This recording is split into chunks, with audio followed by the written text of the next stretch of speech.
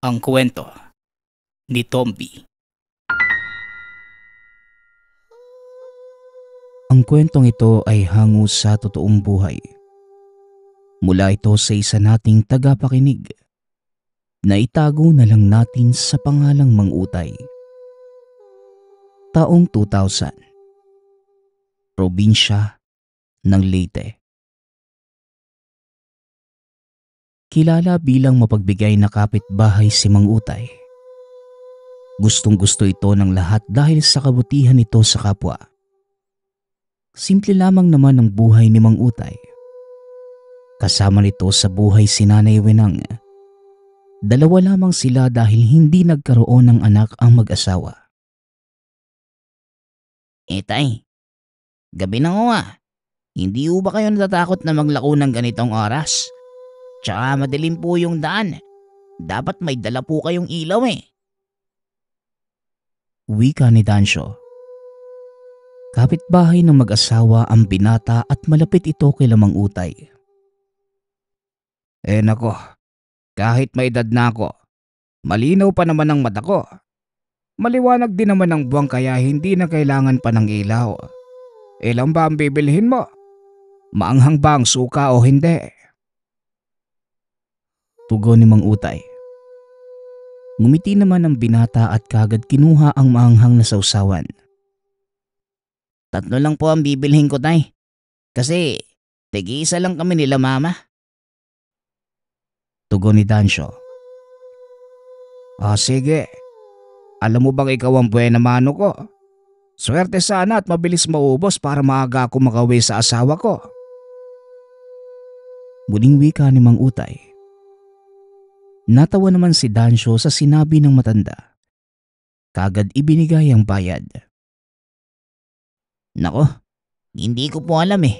Pero palagi mo naman ho akong suki kaya malamang mabilis pong mauubos yung paninda mo. Tsaka masarap yung timpla ng suka kaya panigurado.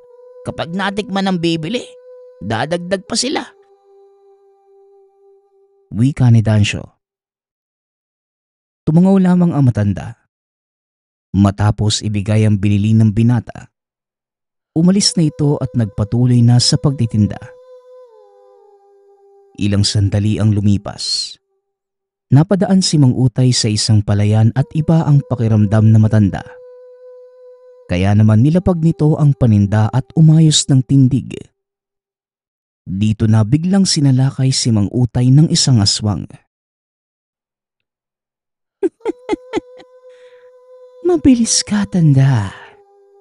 Palagi ka yatang kumakain ng balot dahil malakas ang loob mong kalabanin ako. Wika ng aswang. Alam mo, Benji, kahit itago mo pa ang tunay mong pagkatao sa akin, kilala kita eh. Kaya huwag ka nang mag-isip pang matatalo mo ko dahil wala ka naman sa kalingkingan ko eh. Tugon ni Mang Utay. Natahimik si Benji sa sinabi ng matanda. Lalo na nang banggitin ng matanda ang kanyang pangalan na ikinabigla niya. Teka, paano mo nalaman ang pangalan ko? Huwag mong sabihin na isa kang manunugis. Tanong ni Benji. Ngumisi naman ng matanda at nilabas ang napakahaba nitong buntot pagi. Napatras si Benji, lalo pa nang makita nito ang hawak na matanda. Hindi na kailangan pang malaman mo. Ang mahalaga sa akin mapaubos ang paninda ko at mapatay ka. Wika ni Mang Utay. Natahimik ang aswang. Akmang tatakas ito ngunit mabilis na hinarangan ng matanda ang daanan. Hinagupit ni Mang Utay ang likod ng aswang at napasigaw ito sa sakit. Maawa ka sa akin. May pamilya ako na naghihintay sa pagbabalik ko. Pakiusap, hindi na ako uulit. Pagmamakaawa ni Benji. Nako, laos na sa akin yung katwiran na yan. Kumbaga sa pagkain bulok na. Tugon ni Mang Utay. Paulit-ulit nitong hinampas ng buntot pagi ang aswang. Hindi na nga ito nakapanglaban pa. Nang makita na wala ng buhay ang nilalang, sinunog na matanda ang katawan nito at umalis. Nagpatuloy na sa pagtitinda si Mang Utay na para bang walang nangyari. Napaubos naman ng matanda ang paninda at kagad umuwi sa asawa. Utay, nabalitaan ko mula sa angkan ko na may masamang aswang na namang namatay. Ikaw ba ang may gawa nun? Tanong ni Nanay Wenang. Oo, ako nga. Wala na kasing pinipili ang mga kalahi mo Mababuntis, bata o matanda. Binibiktima nila at wala akong pagpipilian kundi ang kalabanin sila. Tugon ni Mang Utay. Nangangamba ang pamilya ko na baka pati sila madamay sa ginagawa mong pagpatay sa mga kalahi namin. Wika ni Nanay Wenang. Napakunot ang noo ng matanda at seryosong tumitig sa mata ng asawa. Bakit naman sila nangangamba? May ginawa ba silang taliwas sa kagustuhan ko? Tanong ni Mang Utay. Wala naman, mahal. Iniisip lang nila na baka balikan sila ng mga kalahi namin. Tugon ni Aling Wenang. Walang alam ang mga tao na isa akong manunugis ng aswang. Ang tingin nila sa akin, isang matanda na nagtitinda ng balot, kaya malabong mangyari ang bagay na yan. Wika ni Mang Utay. Sige, sabi mo yan Magpahinga ka na at ihahain ko na ang pagkain natin. Tugon ni Nanay Wenang. Kagad na kinuha ng babae ang mga dala ng asawa. Nilagay sa kanilang kusina. Kinain ni Nanay Wenang ang mga niluto niya at sabay na kumain ang dalawa. Paglilinaw lamang tungkol sa pagkatao ni Nanay Wenang. Tama, isa itong aswang. Ngunit ni minsan ay hindi ito ng biktima ng kahit sino. At isa pa, hindi naman likas na aswang si Nanay Wenang. Nayanggaw lamang ang pamilya at sinubukan ni Mang Utay na gamutin ang mga ito. Ngunit hindi na niya nagawa pa kaya naman ginabayan niya na lamang. Hanggang sa kinasal nga silang dalawa ni Nanay Wenang. Balik tayo sa kwento. Habang kumakain ay nagkwentuhan pa ang mag-asawa. At nang matapos kagad nagpahinga ang mga ito. Sa kalagitnaan ng kanilang pagtulog, nagising si Aling Wenang. Nakarinig ito ng kakaibang tunog sa kanilang bubungan. Kagad itong napaupo at ganun din si Mang Utay. Kagad na kinuha ng matanda ang sundang na bagong hasa at lumabas sa tahanan. Dito nakita ni Mang Utay ang isang babae na may daladalang hayop. Kinakain niya ito at nalamang kagad na matanda na isa itong aswang. Becca, ikaw ba yan? Humarap ka nga sa akin. Wika ni Mang Utay. Kagad namang tumingin sa gawin ng matanda ang dalaga at binitawan nito ang hawak na manok. Ninong, pasensya na po kung nagising kita. Gutom na po kasi ako Wika ni Becca. Kagad na hinawakan ni Mang Utay ang inaanak at dito na pag-alaman na nanayanggaw din pala ito. Walang ya. Pati ba naman ikaw hindi nila pinatawad? Ginawa ka pa nilang aswang. Wika ni Mang Utay. Napayuko ang dalaga sa sinabi ng matanda. Hindi ko po alam, Ninong, kung paano napunta sa akin ng sumpang to. Hirap na po ako. Wika ni Becca. Sinubukan ni Mang Utay na gamutin ang inaanak. Ngunit tuluyan ng dumaloy ang sumpa sa buong pagkatao nito. Mabuti at hindi siya nang bibiktima. Kagaya namin. Kaya niya bang kontrolin ang kanyang sarili? Tanong ni Nanay Wenang. Mariing umiling si Mang Utay at binalot ng lungkot ang mukha nito. Hindi siya kagaya niyo. Masyadong mabagsik ang yumanggaw sa kanya. Nagawa kagad nitong gawing aswang si Becca. Sana lang hindi pa dumating sa punto na ako ang papatay sa batang yan. Tugon ni Mang Utay. Pinatulog na lamang nito si Becca. Kinabukasan ihinatid niya ito sa kanila. Nagpatuloy si Mang Utay sa ginagawa hanggang sa umugong ang balitang may aswang na gumagambala sa kabilang baryo. Kinutubang kagad si Mang Utay. Kagad itong kumilos. At kagaya ng kanyang hinala, si Becca nga ang nambibiktima. Tumabi ka dyan kung ayaw mong ikaw ang gawin kong hapunan. Banta ni Becca. Becca, ako ito ang ninong mo. Pakiusap. Tumingin ka sa akin. Labanan mo ang kasamaang dumadaloy sa katawan mo. Tugon ni Mang Utay. Sinubukan itong pakalmahin ang dalaga ngunit sinugod lamang siya nito at kinalmot sa muka. Kaya wala nang nagawa ang matanda, kundi ang saksaki ng dalaga. Ilang sandali ang lumipas, bumalik na sa tunay na anyo si Becca. Napaiyak na lamang ito. Ninong, salamat dahil binakasan mo na ang paghihirap ko. Kailanman, hindi na ako mabubuhay sa sumpang ito. Wika ni Becca. Binawian ito ng buhay at labis ang lungkot na naramdaman ng matanda.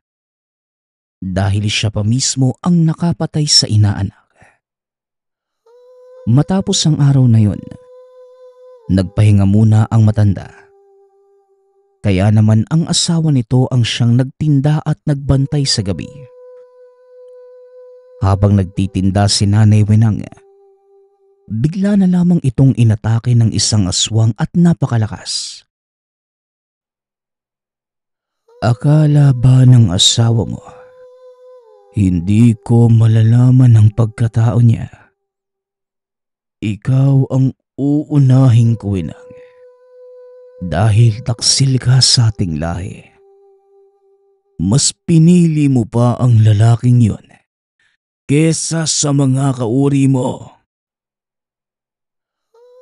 Wika ni Alfonso, pinuno ng mga aswang sa lugar. Tama lang naman ang ginagawa ng asawa ko. Naubusin ang mga kagaya niyo. Na walang ginawa kundi ang mambiktima ng mga taong walang kalaban-laban. Tugon ni Nanay Wenang. Gumisi naman ang lalaki at sinakal nito si Aling Wenang. Sa kanya ito hinagis palayo. Napasuka ng dugo si Nanay Wenang dahil sa lakas ng pagtama niya sa malaking puno.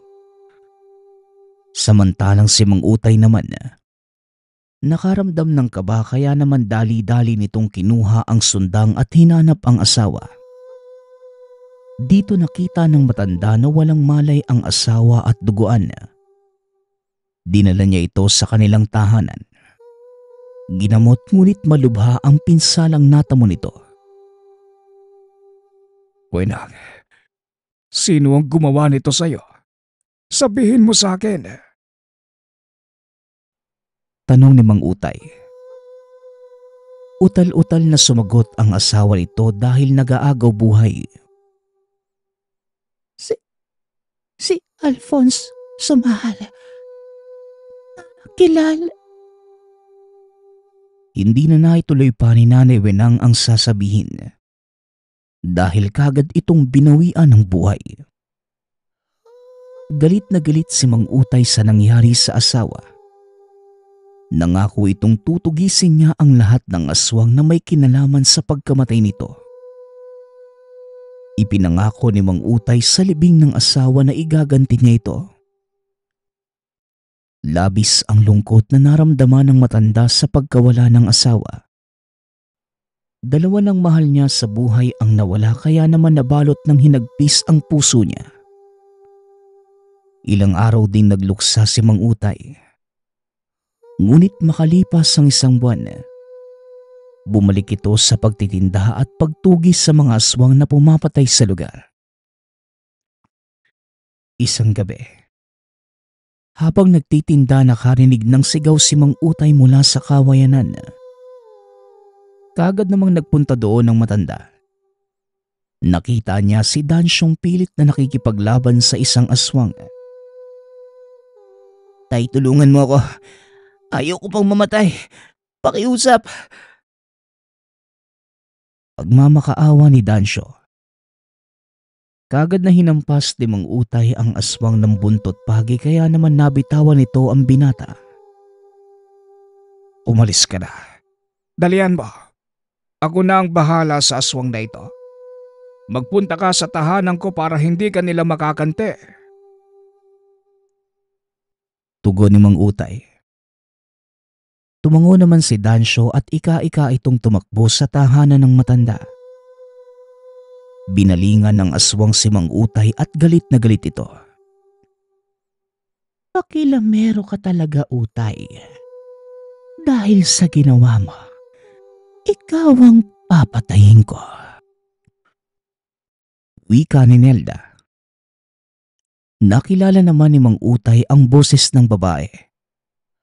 Kaya naman naging seryoso ang matanda at naalala na naman ito ang pagkamatay ng asawa.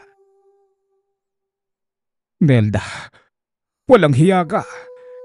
Dahil sa asawa mo, namatay si Wenang at hindi ko papalampasin ang sandaling ito. Ipaparamdam ko sa kanya kung gaano kasakit ang mawala ng mahal sa buhay. Wika ni Mang Utay. Muli nitong hinataw si Nelda ng buntot pagi. Ngunit mabilis lamang nakaiwas ang babae at nagawa pa nitong sugatan sa pisngi ang matanda. Hindi naman nagpatalo si Mang Utay. Kinuha nito ang sundang na nakasukbit sa tagiliran. Pinaikot yun ng matanda at pinagmasda ng kilos ng kalaban. Bawat atake ni Nelda, nagagawang iwasan ni Mang Utay at sinasabayan nito. Ilang sandali ang lumipas, bigla na lamang nawala si Nelda. Ngunit naging mapagmatiyag si Mang Utay.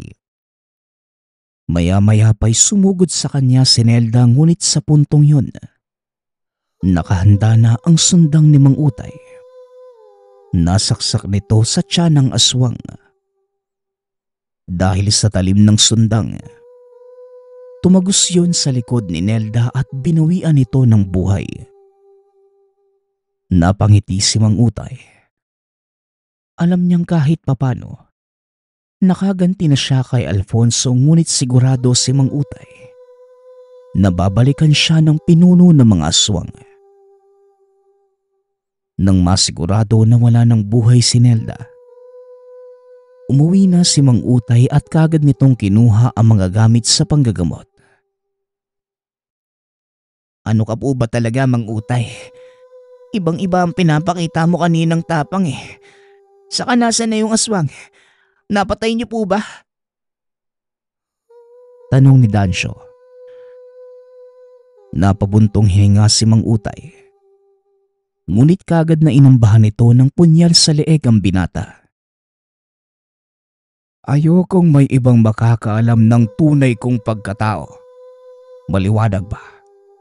At kapag kumalat ang tungkol sa akin, ikaw lang ang babalikan ko. Banta ni Mang Utay. Natigilan si Dansyo at kaagad tinabig ang punyal ng matanda.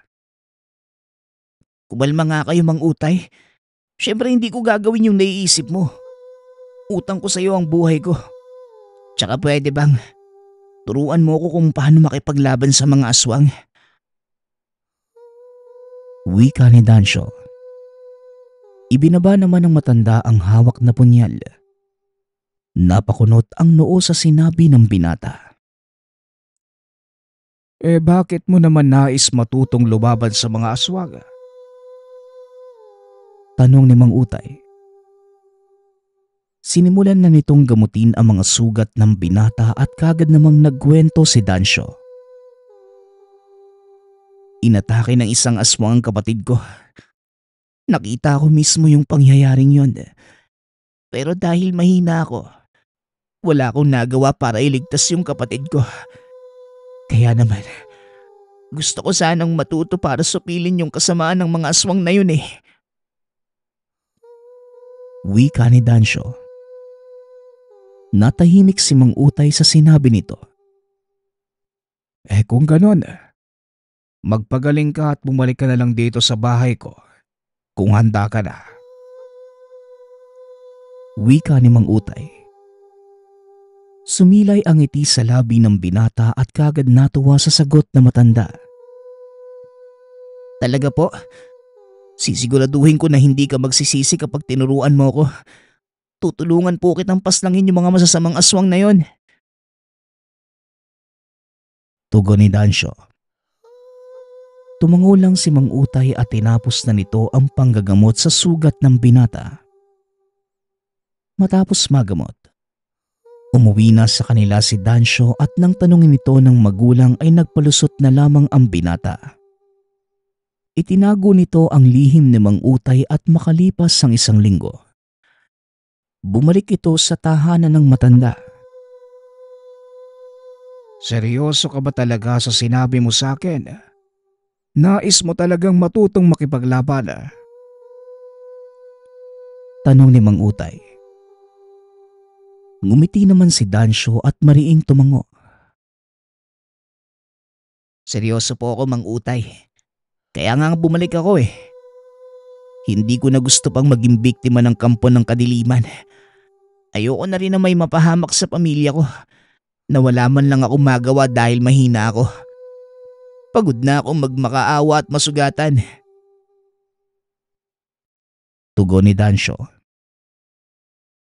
Kung ganon, ihanda mo ang iyong sarili dahil hindi biro ang iyong pagdadaanan. Wika ni Mang Utay. Tumango naman ang binata at handang-handa na ito.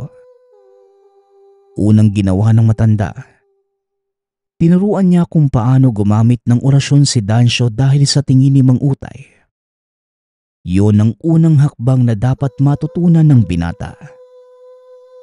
Mabilis na lumipas ang mga araw, linggo at buwan na.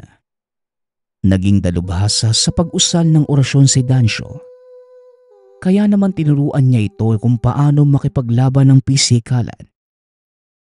Mabilis namang natuto si Dancio kaya naman hindi nagtagal ang pagsasanay.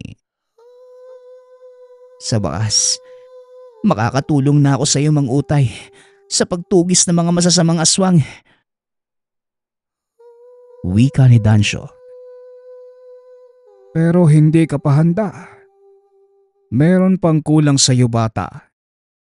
Malalakas sa mga aswang at ang iba pa sa mga ito. May taglay na mutya kaya naman kailangang magkaroon ka rin ng ganong bagay.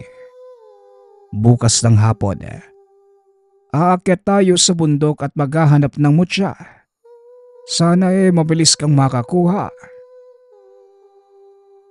Tugon ni Mang Utay. Napangiti ang binata at hindi ito makapaghintay pa na makamit ang anumang mutyang ipagkaloob sa kanya. Kagaya ng sinabi ni Mang Utay, nagpunta sa bundok ang dalawa at dito tinuro ng matanda ang isang puno kay Dancio.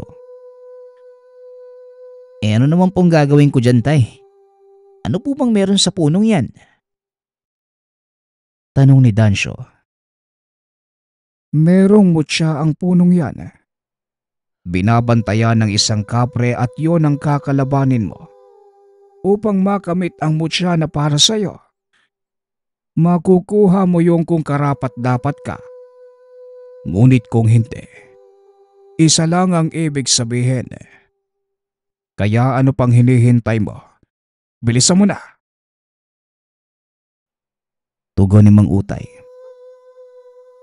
Tumango naman ang binata at naunawaan nito ang sinabi ng matanda. Mabilis nitong inakyat ang puno. Laking gulat ni Mang Utay dahil nakuha kagad yun ni Dancio. Gayunpaman, kagaya ng inaasahan ng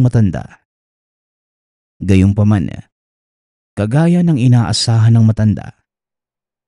Kagad hinarangan ng kapreng bantay sa mutya ang binata. At sino ang nagsabi sa iyong kunin mo ang aking binabantayan? Wika ng kapre. Natulala si Dancio dahil yun ang kauna-unahang beses na nakakita siya ng kapre. Napakatangkad nito at may hawak na malaking tabako. Kagad na hinanda ni Dancio ang sarili at kinalaban ang kapre. Hindi makapaniwala si Mang Utay dahil para bang nakikita niya ang sarili kay Dancio. Hindi nagtagal natalo ng binata ang kapre at binigay nito ang mutya sa binata. Matamis na nakangiting bumalik si Dancio sa kinaroroonan ni Mang Utay. Aba, pinapabilib mo ko sa pinapakita mong galing ah. Binabati kita bata dahil matagumpay mong nakuha ang mutya na yan. Wika ni Mang Utay. Napangiti si Dancio at hindi ito makapaniwala sa nangyari. Gayunpaman, hindi gaanong kalakasan ang mutsyang tanga ni Dancio. Ngunit sapat na ito upang maprotektahan siya. Matapos ang araw na yon, nagsimula na ang dalawang manugis na mga aswang. Isang gabi nakita ni Dancio ang isang aswang na umaaligid sa bahay ni Mang Utay. Kagad niya itong sinundan at nalaman ni Dancio na yon ang aswang na pumaslang kay Aling Wenang. Kagad na bumalik si Dancio sa tahanan ni Mang Utay. Ngunit natunugan ng aswang ang presensya ng binata kaya naman hinarangan siya nito. Walang hiya. Nasundan mo pa ako sa kuta ko. Pero hindi ko hahayaan na sirain mo ang mga plano ko. Wika ni Alfonso. Kagad na gumamit ito ng kapangyarihan at kagaya ng ginawa nito kay Aling Wenang. Ganon din ang nangyari kay Dancio. Gayunpaman kagad na nalaman ni Mang Utay ang nangyari sa binata dahil naramdaman niya yon. Dali-daling kumilos si Mang Utay at nasipa nito sa likuran si Alfonso. Mabuti naman at nakaharap na kita. Walang hiya ka. Marami ka ng pinatay. Wika ni Mang Utay. Sinuntok nito si Alfonso ng ubod ng lakas. Kaya naman napahiga ito sa lupa. Dito na tinulungan ng matanda si Dancio na makatayo ngunit mabilis na kumilos ang aswang. Akmang sasaksakin ni Alfonso si Mang Utay. Hinarang ni Dancio ang sarili at ito ang napuruhan. Galit na galit si Mang Utay ngunit hindi nito nagawang harapin si Alfonso. Dahil inuna muna nito ang kapakanan ni Dancio. Muling nakatakas ang pinuno ng mga aswang. Sa puntong yon, nag-aagaw buhay na si Dancio. Kagad na siniwalat ni Dancio kung saan nagtatago si Alfonso at lahat ng impormasyon na nalaman niya. Masaya ako na naging guro kita. Babaunin ko sa kabilang buhay ang lahat ng masasaya nating alaala. Laban lang tayo. Huwag kang suso. Hindi na natapos ni Dancio ang sasabihin. Dali-dali din itong binawian ng buhay. Sobrang galit na galit si Mang Utay dahil nadagdagan pa ang kasalanan ni Alfonso sa kanya. Pangako, ipaghihiganti ko kayo. Hindi ako papayag na magtagal pa sa mundong ito si Alfonso. Wika ni Mang Utay. Dinala nito sa mga magulang ang labi ni Dancio. Ipinaliwanag ang mga nangyari. Labis na lungkot ang naramdaman ng pamilya ng binata dahil sa ikalawang pagkakataon. Muli na naman silang nawala ng anak dahil sa aswang. Kasabay ng paglibing sa bangkay ni Dancio, kumilos si Mang Utay ngunit wala na si Alfonso sa kuta nito. Tanging mangilan-ngilan lamang na aswang ang naabutan ng matanda. Sa sobrang galit na nararamdaman, pinaslang ni Mang Utay ang lahat ng aswang sa lugar na yon. Bata man o matanda, wala siyang pinalampas dahil binalot na ng galit ang puso nito. Matapos maubos ang mga aswang, umuwi na si Mang Utay. Nakatulog na lamang ito dahil sa sobrang sakit ng nararamdaman. Asawa ko, nasa panganib ka. Tumayo ka riyan at ihanda mo ang iyong sarili. Wika ng tinig. Kagad namang napatayo si Mang Utay ngunit napagtanto nitong panaginip lamang yun. Nang dahil sa nangyari, hindi na nakatulog pa si Mang Utay dahil sa tuwing pinipikit ang mga mata, mukha ng mga mahal sa buhay ang nakikita na tila gusto niya na lamang sundan ng mga ito. Upang libangin ang sarili at hindi makaramdam ng lungkot, naghasa na lamang na mga patalim si Mang Utay ngunit muli nitong naalala ang asawa. Kinuha mo na sa akin lahat, Alfonso. Hindi ko hahayaan na mamuhay ka ng masaya. Wika ni Mang Utay habang hinahasa ang itak at tumutulo ang luha. Ilang sandali ang lumipas, bigla na lamang may palaso na tumama sa pisngi ng matanda. Nadaplisan ito kaya namang kagad iniampa niya ang sundang. Walang hiya ka. Inubos mo ang mga kasamahan ko at wala kang itinira. Pati bata pinatay mo. Wika ni Alfonso. Galit na galit ito. Ngunit humagalpak lamang ng tawa si Mang Utay. Ano ngayon? Alam mo na ang pakiramdam ng mawala ng mga mahal sa buhay. Hindi ba ganyan ka rin? Ibinabalik ko lang sa iyo ang ginawa mo sa akin at sa ibang tao.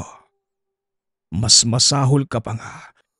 Dahil kahit bata na nananahimik sa sinapupunan ng kanilang ina, pinapatay mo kaya patas lang tayo.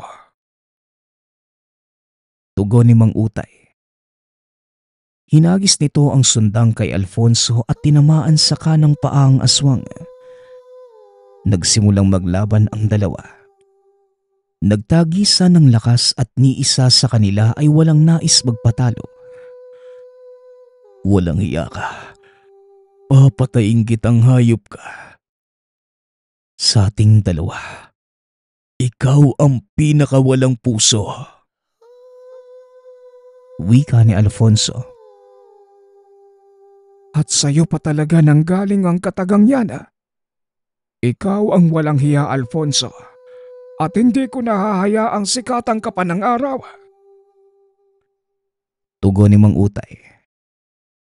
Kinuha ng matanda ang buntot pagi at hinataw nito si Alfonso. Natamaan ang lalaki at nanghina. Gayunpaman, gumamit ito ng itim na kapangyarihan. Nagawa nitong mapaluhod sa lupa si Mang Utay ngunit hindi nagpatinag ang matanda. Nagusal ito ng orasyon. Sunod-sunod na hinagis ang mga punyal. Sa huling hagis ni Mang Utay ay natamaan ang kamay ni Alfonso at naputol yon. Napasigaw sa sakit si Alfonso. Ngunit hindi pa man ito nakakabawi ng lakas. Inangat na ito ni Mang Utay at hinagis. Kagaya ng ginawa ni Alfonso kay Menang at Dancio. Ganon ang pinaranas ni Mang Utay sa aswang. Duguan na ito at sugatan. Ngunit hindi nagpatinag si Mang Utay. Sinuntok niya ito ng paulit-ulit hanggang sa nawalan ito ng malay. Ngunit hindi pa natapos ang matanda. Pinuhusan niya ng tubig sa mukha si Alfonso upang magising at itinali ito ng patiwalik. Saka nito paulit-ulit na sinaksak. Nang makitang wala ng buhay si Alfonso, kagad niya itong nilagyan ng karatula habang nakasabit upang balaan ang sinumang aswang nagagambala sa lugar. At hindi nagtagal, kagad tinanggal ng mga tao ang katawan ni Alfonso. Sinunog ito dahil sa takot na madamay sila sa nangyari. Nang dahil sa pagkamatay ni Alfonso, tila nawala ang galit sa puso ni Mang Utay. Nagpa siya itong kalimutan ang mga masasakit na nangyari. Nagsimula itong muli ng bagong buhay. Kalaunan muling nag-asawa si Mang Utay. Nagkaroon ito ng 2 anak. Isang babae at lalaki. Pinangalanan niya itong Wenang at Dalcio bilang alaala sa 2 tao na sobrang malapit sa puso ng matanda. Sa kasalukuyang taon, malakas pa naman si Mang Utay at kagaya ng dati. Nagtitinda pa rin ito ng balot, pero hindi na siya manunugis ng aswang. Dahil mula ng araw na yon, wala nang gumambala pa sa kanilang baryo. Ang susunod nating kwento ay mula sa isa nating tagapakinig. Naitago na lang natin sa pangalang Marlene. Taong 1999. Negros Oriental. Nang mga panahong ito, kakalipat pa lamang ng mag-asawang Marlene at Nestor sa probinsya. Sa palagay ni Marlene, makakatulong ang paglipat para magbuntis. Sa 6 na taon nilang pagsasama, hindi pa sila nabibiyayaan ng supling. Gamit ang perang naipon ay nagpatayo sila ng simpleng tahanan. Halos ilang buwan rin bago natapos. Kaya pansamantalang kay Lola Sonia muna sila tumira dahil malapit lang naman ito. Hanggang sa bumukod na rin sila nang matapos ang tahanan. At tuwing wala sa bahay si Nestor, nagpupunta lang sa lola para may makausap. Tuwing umaga hanggang hapon, nasa trabaho ang asawa. Isang manggugupit sa sariling barbershop. Humihingi pa nga ng payo si Nestor kung kukuha pa ba na magiging katuwang. Ang sabi naman ni Marlene, kung kaya naman niyang mag-isa ay di na kailangan. Malaki ang tiwala niya sa kakayanan ng asawa. Siya nga pala, kapag hinahanap-hanap ni Marlene ang asawa, siya na mismo ang sumasadya sa barbershop para kahit papano ay makita at makakwentuhan niya ito. Ayos lang naman kay Nestor at natutuwa pang naroon si Marlene. Nagkaroon ng kaibigan ang babae na ang pangalan ay Clarita. Sa ilang buwan nilang magkakilala, napapansin niyang tahimik lang ang dalaga at hindi masyadong nagsasalita. May usap-usapan sa lugar na may maitim na lihim ang pamilya nito. Ngunit hindi naman naniwala si Marlene. Minsan na rin siyang nakapasok sa tahanan nila. Maayos naman ang pakikitungo ng pamilya. Ang tanging napupuna lamang nakakaiba, ang lutong natikman mula sa pamilya dahil palaging matabang ang timpla. Isang hapon, hindi na muna bumisita sa barbershop si Marlene. Gumawa ito ng mga gawaing bahay, tulad ng paglalaba, pagpaplansya at paglilinis ng tahanan. Pagpatak ng 5:00 ng hapon, nagluto ng magiging hapunan. Hanggang sa sumapit ang 7:00 ng gabi, hindi pa umuuwi ang asawa. Dati-rati naman, tuwing mag-5:00 pa lamang ay nasa tahanan na ito. Kaya napagpasyahan niyang puntahan ng asawa sa barbershop. Kaso nga lang, pagpunta roon, wala ito at sarado na. Ibig sabihin, may ibang pinuntahan ng asawa pagkatapos ng trabaho. Kaya nagpunta siya sa tahanan ni Clarita para magtanong. Nadadaanan ng asawa ang bahay ng kaibigan at nagbabaka sakaling nakita nito. Sa pagkatok sa pintuan, kaagad siyang pinagbuksan at nagtanong kung nakita ba ni Clarita si Nestor. Napatitig sa kanya ng seryoso ang babae habang sinasabing, Oo, nakita ko siya. Sa tingin ko, nagpunta ng bayan. wika ni Clarita. Kaya naman napaisip si Marlene kung anong gagawin ni Nestor sa bayan. Sa loob-loob niya, wag naman sanang magkaroon ng barkada doon ng asawa dahil ayaw din niyang umiinom ito. Kung ako sa'yo, Mare, umuwi ka na lang. Hintay mo na lang yung asawa mo doon. At pag uwi mo, tsaka mo na lang tanungin kung saan siya nagpunta. Dagdag pa ni Clarita nang mapansin siyang nag-iisip. Sige, Mare. Uuwi na ako, ha? Salamat. Nag-aalala lang ako at baka kasi napano na. Nagtataka lang ako kung ano bang gagawin niya sa bayan. Baka meron na siyang barkada doon at mag-inom. Hindi bale, pagsasabihan ko na lang mamayang pag-uwi.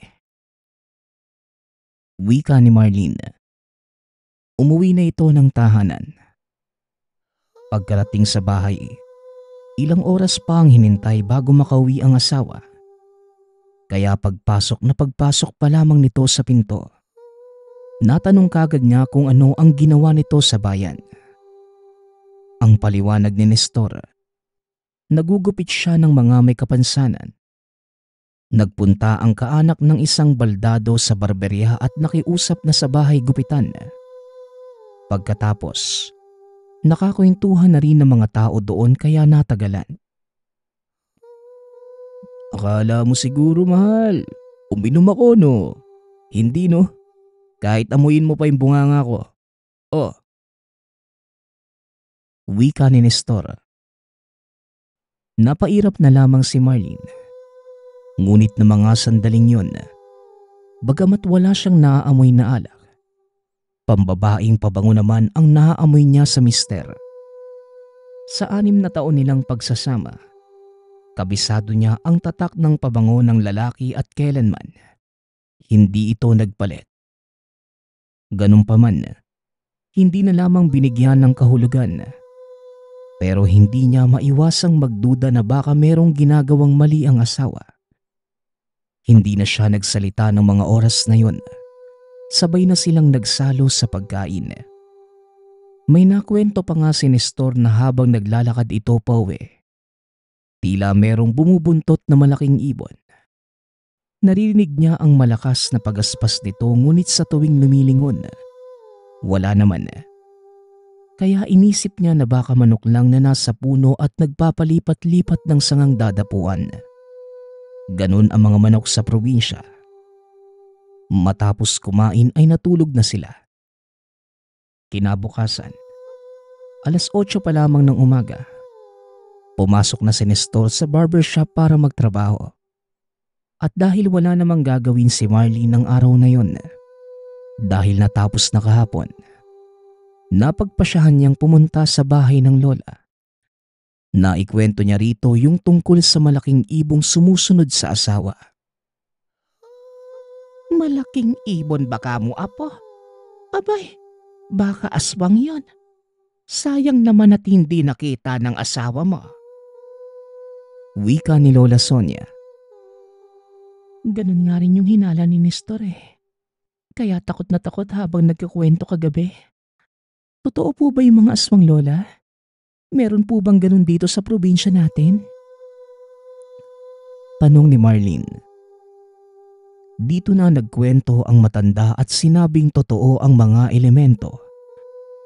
Noong kabataan niya, usap-usapan ang pangahawang ginagawa ng mga ito. Pero lumipas ang maraming taon, wala nang nabalitaan pa. May nagsasabing baka nagpunta ang mga aswang sa kabundukan at minsan na lamang bumababa para maghanap ng pagkain. Pero alam mo, apo, wala namang nambibiktima dito. Kaya sa panahon ngayon, Hindi na pinaniniwalaan ang mga ganong uri. Baka nga yung sumunod sa asawa mo. Pangkaraniwan lang, apo. Nagbibiro lang naman ako kanina. Pero totoo ang mga aswang, apo. Kaso nga lang, baka nasa malayo ng komunidad at nakatira na lang sa kabundukan. Kung pupuntahan naman yung bundok, mahirap din silang matagpuan dahil nagtatago. At baka mapahamak pa ang sino mang mapadpad sa lugar nila. Pagsasalaysay ni Lola Sonia, marami pa silang pinag-usapan. Nagluto pa sila ng biko kaya dito na lang muling natikman ang gawa ng matanda. Napakasarap at sobrang klasiko ng lasa kumpara sa nagiging luto niya noon. Sa isip-isip pa ni Marlene, iba talaga ang linamnam ng luto ng mas nakakatanda. Medyo naging abala siya ng araw na yon. Kaya pagsapit ng hapon ay hindi na nabisita ang asawa. Nakauwi naman ito ng mas maaga kumpara kahapon. Kaso nga lang, natagalan pa rin dahil 6:00 na ng gabi. Noong yayain niyang maghapunan, tumanggi ito dahil busog na at kumain na sa karinderya. Kaya binigyan niya na lamang ito ng biko at kumain naman ito. Pagsapit ng gabi, habang natutulog ay bigla ang naalimpungatan si Marlene nang marinig ang pagtunog ng telepono sa salas. May tumatawag at kagad siyang pumunta para sagutin yon. Natanong niya kung sino ang nasa kabilang linya, ngunit babae ang sumagot. Humihingi ng paumanhin at nagkamali lamang ng numerong tinawagan. Magalang naman niyang sinagot na ayos lang. Sabay baba ng telepono at bumalik na sa higaan. Nakita niyang nagising rin ng asawa at natanong siya kung sino ang tumawag. Kaya sinabi niyang nagkamali lang ng numerong tinawagan. Narinig niya ang pagbuntong hininga ni Nestor. Napatihaya at tila napaisip. Ngunit kalaunan, dinalaw na muli ng antok kaya muling nakatulog. Natulog na rin si Marlene habang nakayakap sa asawa. Nang sumunod na araw, maaga muling nagpunta si Nestor sa trabaho. Samantalang si Marlene naman, pagkatapos ng almusal ay nagpunta sa palengke para bumili ng bigas. Naubusan na sila ng stock at gusto niyang isahang bilihan na lamang para hindi na magpabalik-balik sa kanyang pamimili. Hindi niya alam kung nagkataon lang dahil nakita niya si Claritang bumibili ng karne. Kaya binati niya ito. Gumanti naman ng pagbati ang dalaga. Hanggang sa maya-maya pa, meron itong tinanong sa kanya. Marlene, pumupunta ka ba tuwing hapon sa barberya ng asawa mo? Tanong ni Clarita. Hindi na nga eh. Madalas kasi akong abala kaya minsan na lang. Teka, bakit mo naman natanong? Tugon ni Marlene. Wala naman, Mare. Dapat pumunta ka para naman makita mo yung asawa mo at may makausap ka. Mahirap mag-isa sa bahay. Hindi ka ba nabuburyo? Muling tanong ng dalaga. Iba ang dating nito kay Marlene. Para bang may ibig sabihin na hindi lang masabi ng rektahan. Pero sumagot siya na nakakausap naman niya ang lola. Kapag naiinip at walang kakwentuhan, nagpupunta siya sa tahanan ng matanda. Napatango na lamang si Clarita.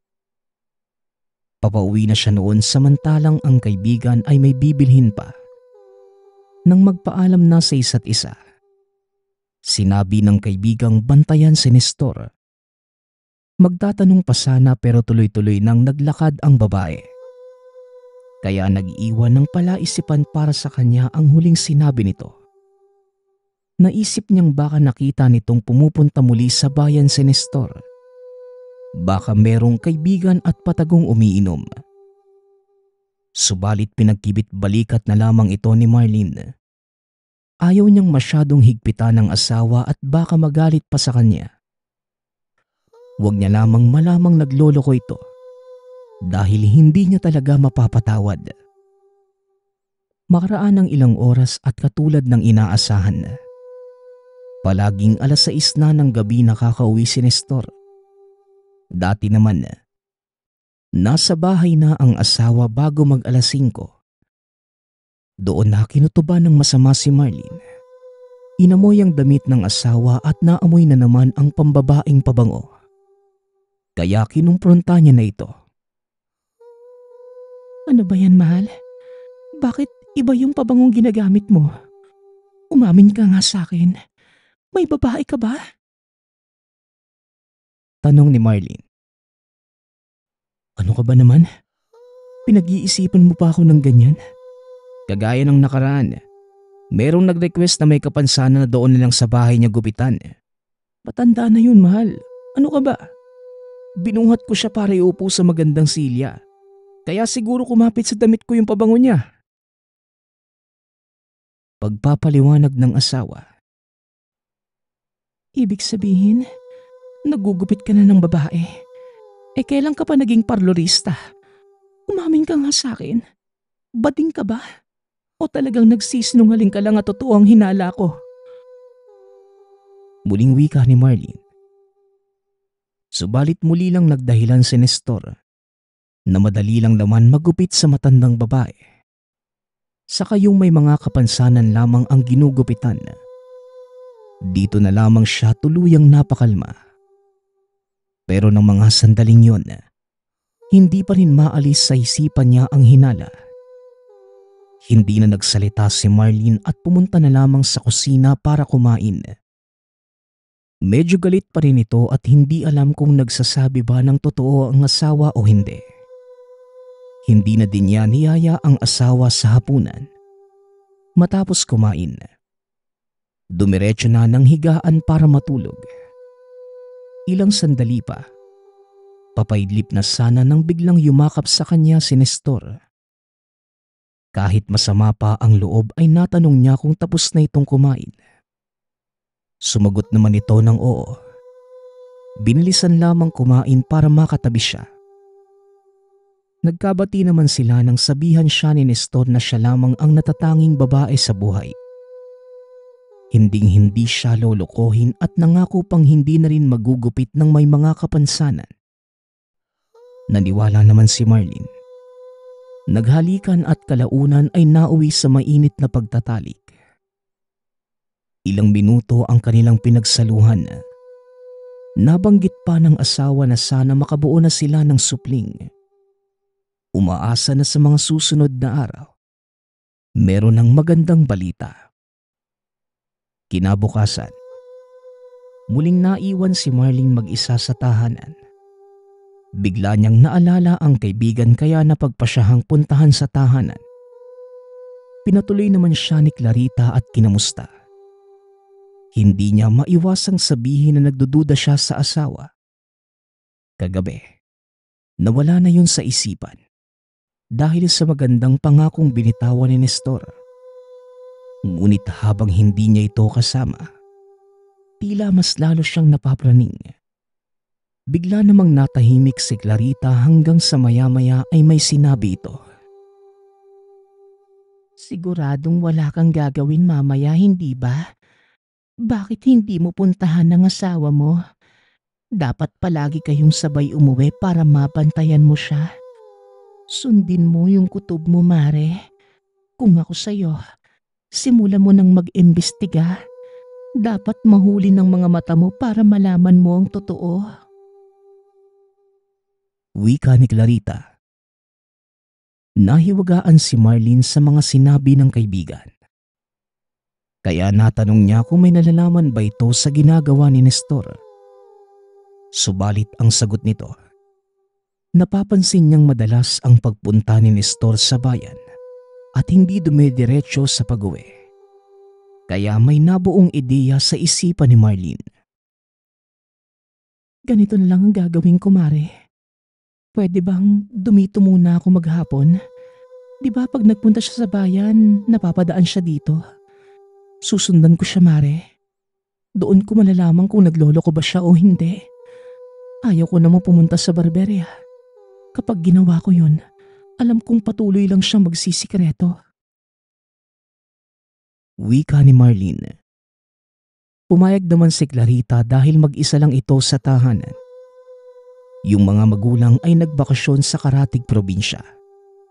Kaya wala silang ginawa kundi ang magkwentuhan at maglaro ng sungka.